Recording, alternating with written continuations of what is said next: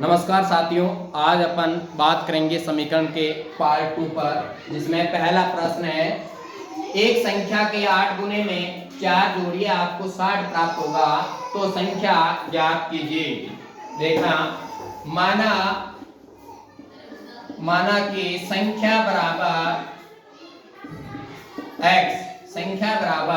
x, क्योंकि अपने को संख्या के बारे में पता नहीं है तो संख्या बराबर x। एक संख्या के 8 गुने में 4 जोड़िए तो संख्या का 8 गुना तो 8x। सीधा सीधा जैसे कह रहा है प्रश्न वैसे वैसे आपको करना है। संख्या के 8 गुने में 4 जोड़िए तो 8x प्लस 4 जोड़ने पर प्राप्त कितना हो रहा है 60। ये अपने पास समीकरण बन गई और यहां से अपन x का मान आसानी से ज्ञात कर सकते हैं। तो वही बीजीय व्यंजक को एक तरफ रखो और संख्या को एक तरफ रखो। तो 8x बराबर 60 माइनस 4, क्योंकि 4 प्लस के इधर था उधर जाएगा तो माइनस का हो जाएगा। 8x बराबर 60 में से 4 गए तो 56 बचा। कितना बचा 56। और यहां से अपने पास x का मान आ जाएगा 56 बट्टा 8, क्योंकि x के इधर गुणा में था तो इधर आएगा तो किसमें जाएगा भाग में। 8 के पहाड़े से 8 एकम 8, 8 साते 56। तो x बराबर कितना आ गया 7। तो वो संख्या क्या आ गई 7। That is answer. अगला क्वेश्चन देखिए, एक संख्या का 1/5 घटा 4 संख्या 3 देता है तो संख्या का मान ज्ञात कीजिए। तो इधर देखिए, एक संख्या माना कि संख्या बराबर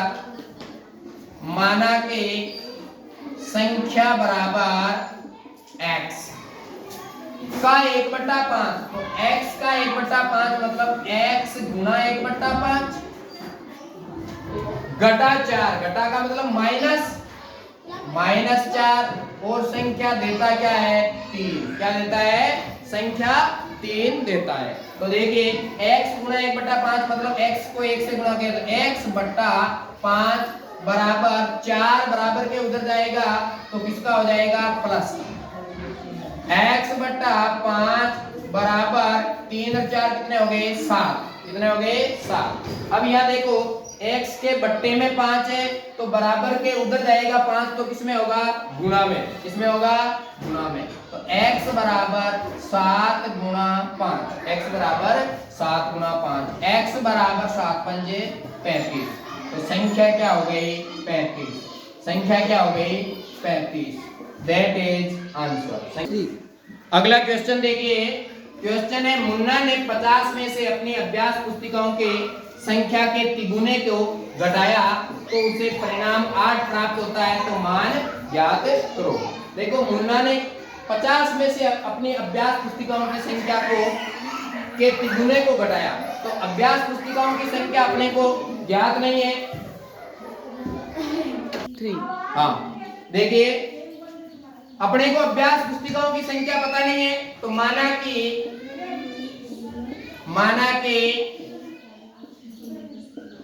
अभ्यास पुस्तिकाएं बराबर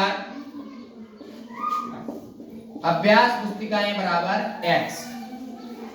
अभ्यास पुस्तिकाओं के तिगुने को घटाया तो तिगुना कितना हो गया तो घटाया किसमें से 50 में से। 50 माइनस x का तिगुना क्या हो गया 3x तो उसे परिणाम क्या प्राप्त हुआ 8। देखो समीकरण बन गई ना।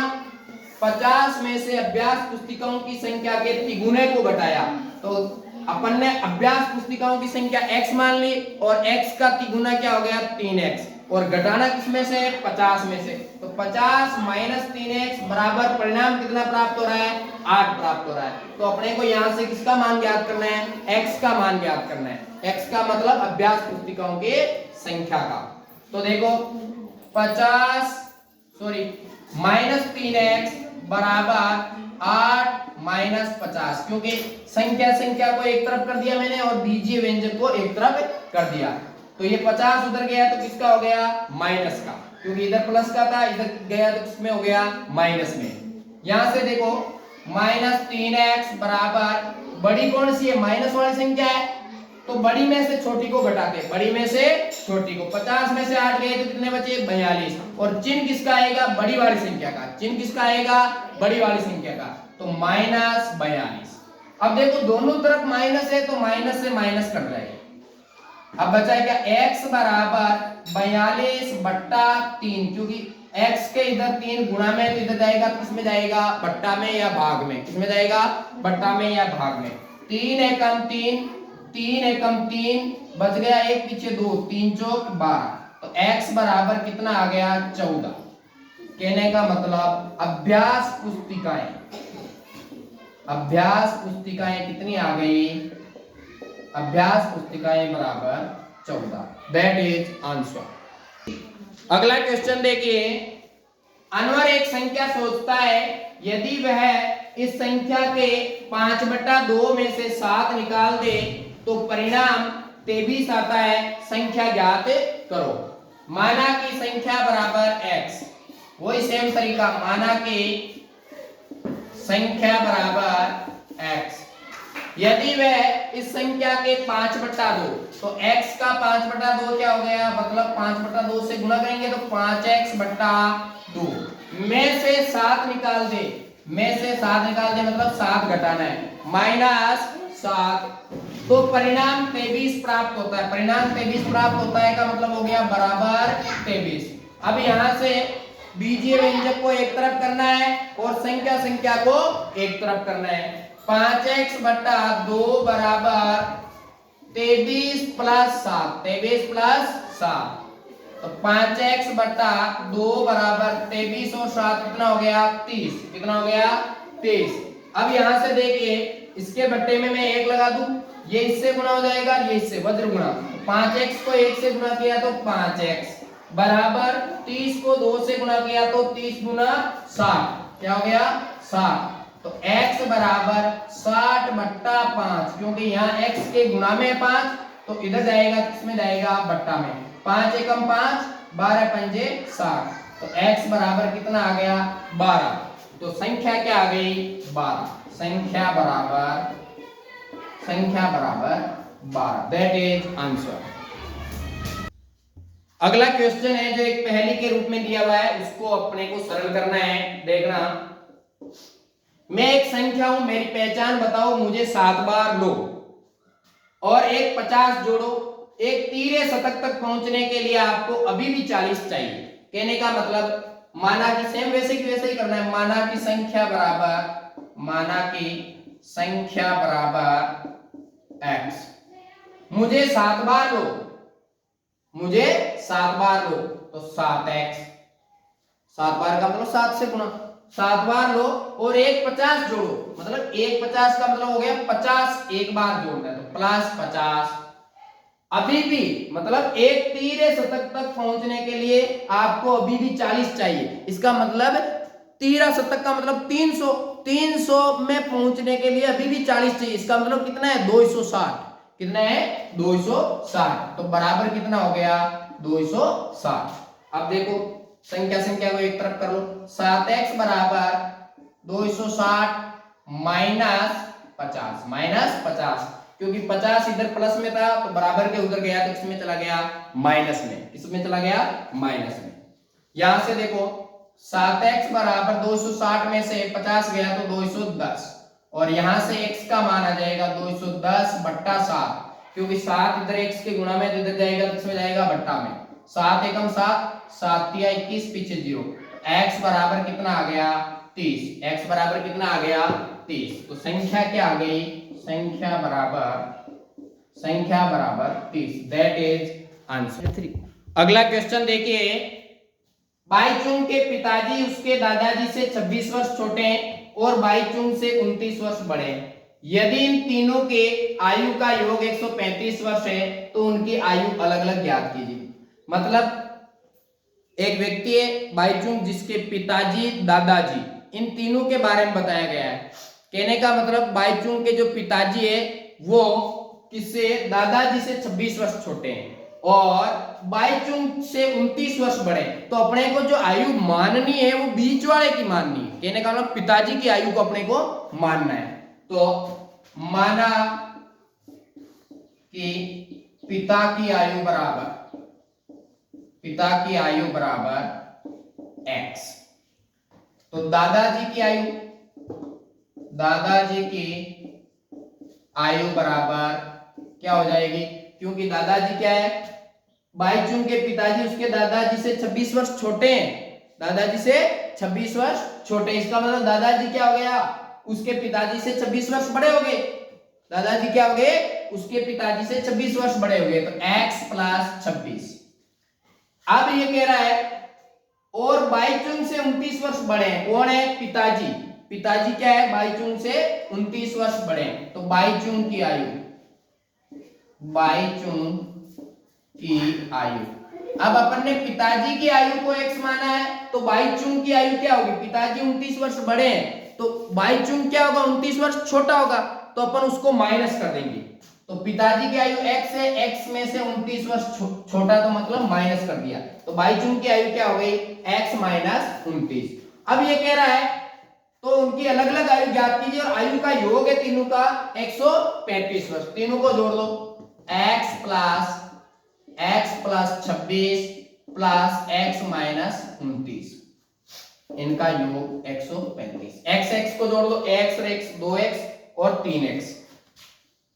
3x बराबर 135, 29 उधर जाएगा तो प्लस का 29 और 26 उधर जाएगा तो माइनस का 26। 3x बराबर, अब देखो 135 में से 135 में 29 जोड़े तो कितने हो गए, 164, और 164 में से 26 गए, 164 में से 26 गए तो कितने बच गए, घटा लो, 164 में से 26, 14 में से 6 गए 8, 5 में से 2 गए 3 और 1, कितना बच गया, 138। ये आ गया इनका योग। इन दोनों को जोड़ना है और फिर इनमें से क्या घटाना है, 26 घटाना है। तो 3x बराबर 138। अब यहां से अपने को x का मान ज्ञात करना है, इधर मैं इस तरफ कर रहा हूं, x बराबर 138/3, क्योंकि 3 इधर गुणा में, इधर जाएगा किसमें जाएगा, भाग में, किसमें जाएगा, भाग में या बट्टा में। 3 एकम 3, 3 चौक 12, 1 बच गया पीछे 8, 3 छंग 18। x बराबर कितना आ गया, 46, और x अपन ने किसकी आयु मानी थी, पिता की आयु, तो पिता की आयु बराबर 46 वर्ष, 46 वर्ष। अब दादाजी की आयु क्या हो जाएगी, 46 में 26 जोड़ देंगे, तो दादाजी की आयु बराबर 46 + 26, 46 और 26 कितने हो गए, 60, 66, 72, कितने हो गए, 72 वर्ष। दादाजी की आयु कितनी हो गई, 72 वर्ष। और 22 जून जो लड़का है उसकी आयु 22 जून की बराबर कितनी हो जाएगी, x में से 29 घटाई देंगे, 22 जून की आयु क्या है, x - 29, और x कितना है आपने 46, तो 46 - 29, 46 - 29, तो 22 जून की आयु कितनी आ गई, 17 वर्ष, कितने आ गई, 17 वर्ष।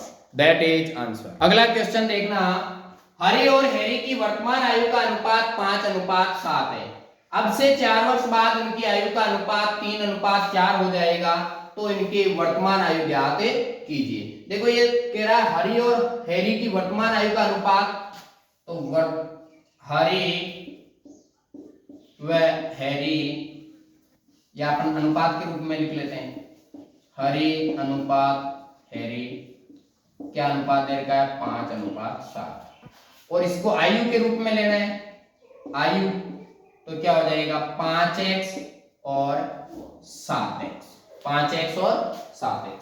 हरी की आयु हो जाएगी 5x और हैरी की आयु हो जाएगी 7x। अब से 4 वर्ष बाद, अब से 4 वर्ष बाद क्या हो जाएगी, आयु दोनों में जुड़ जाएगा x, 4 वर्ष, तो हरी की आयु तो क्या हो जाएगी 5x + 4, और हैरी की क्या हो जाएगी 7x + 4, दोनों में क्या है 4 वर्ष जुड़ जाएंगे। फिर कह रहा है अब से 4 वर्ष बाद उनकी आयु का अनुपात 3:4 हो जाएगा। तो अनुपात समानुपात का सूत्र लगा देंगे अपन, अनुपात समानुपात का सूत्र से, अनुपात समानुपात से इधर कर लेता हूं, A/B समानुपात C/D। तो अपने को यहां देखो पहले आयु रख लेंगे फिर इनका अनुपात रख लेंगे।